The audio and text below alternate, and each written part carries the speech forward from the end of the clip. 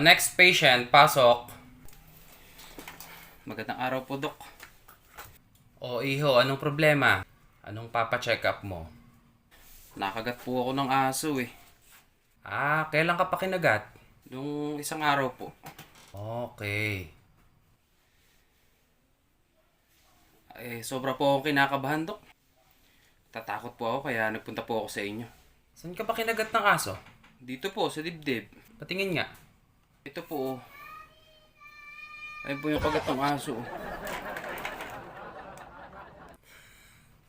Mukha namang hindi kagat ng aso yan eh.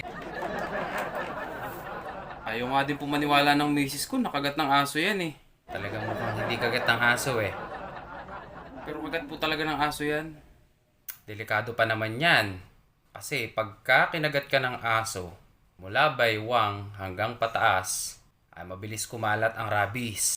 Ganun po ba? Ako, Dok. Tatakot po ako. Sige. Tuturuan kita ng anti-rabies. Okay lang naman po, Dok, kahit hindi nyo ako turuan ng anti-rabies.